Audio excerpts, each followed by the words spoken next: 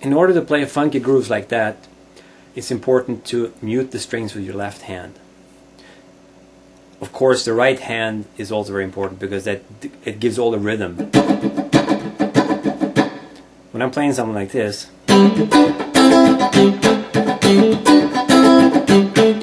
notice how relaxed the right hand is, and I try to hit only the strings I need to. I don't hit all the 6 strings at once. In this case, I am playing these notes.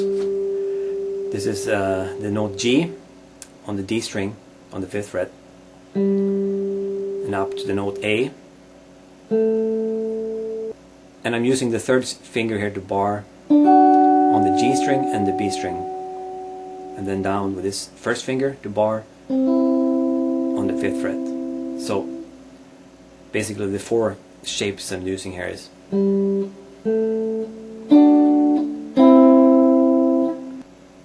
so I'm basically playing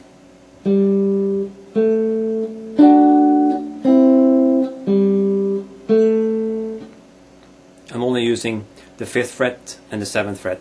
The first 2 notes are on the D string. That's G and A, and then I'm going, that's on the G string and the B string, barring 7th fret, 5th fret, and then G and A. So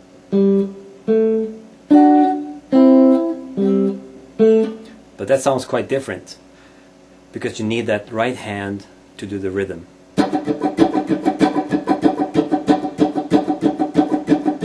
And I'm hitting only those 3 strings, basically the D string, the G string, and the B string. D, G, B. Those 3.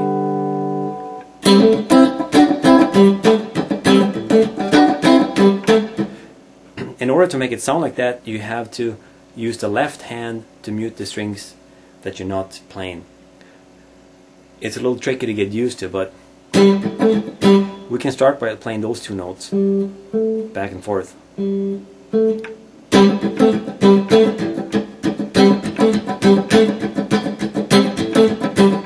See, notice here that I'm muting all the strings,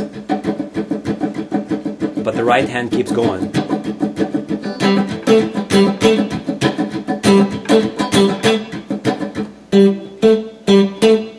Right? Notice my thumb is muting the low E string, so I don't get that ringing.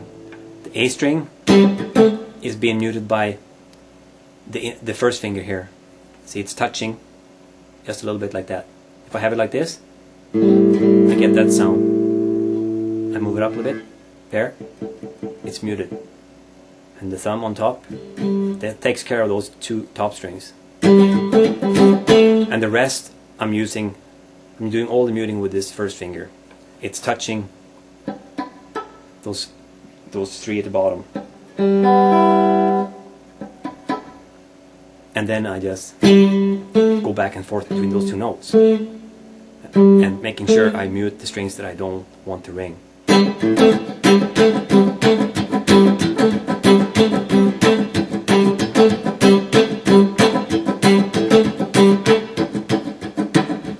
Start by just going like this.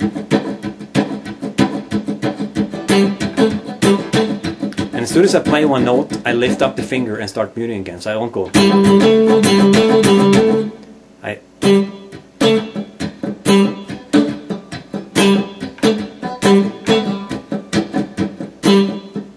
So as soon as I hit that note, I lift up the finger again and start muting.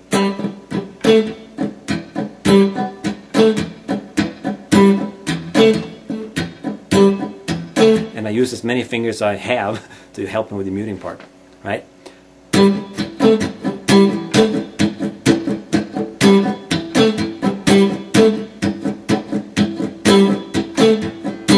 That's the basics of the whole thing. It takes a little while to get that going well. It's It's a very useful technique to know.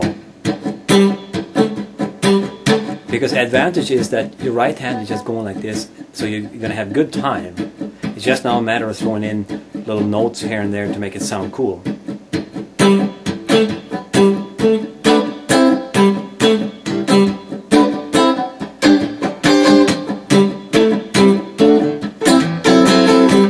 And so on. You can just throw in whatever you want.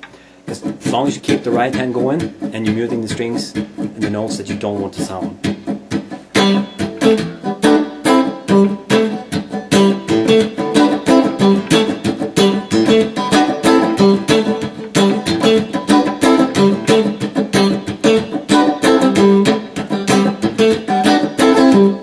Sometimes I get all three bottom strings ringing, but it sounds good, so it doesn't really matter.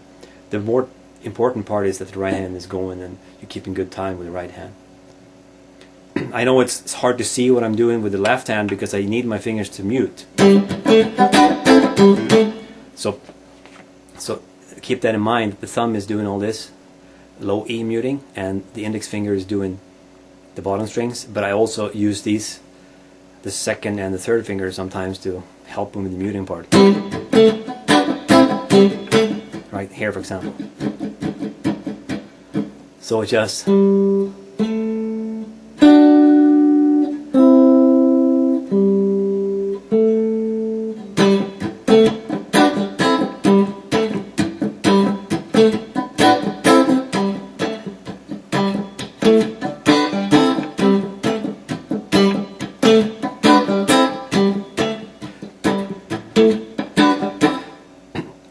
if you prefer to use the third finger or the fourth finger on the 7th fret here, that's totally up to you. I do kind of both.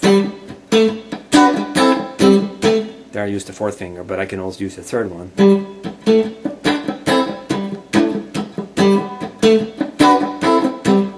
Whatever is more comfortable for you, use that.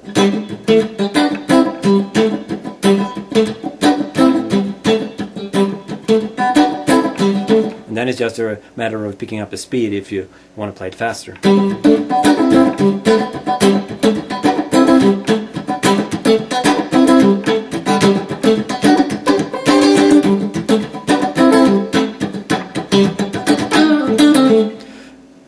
It sounds really fast because you can go pretty fast when the hand goes up and down like that. And notice I have a free wrist and free arm. I don't lock it at the bridge. It won't work. It has to be a big movement.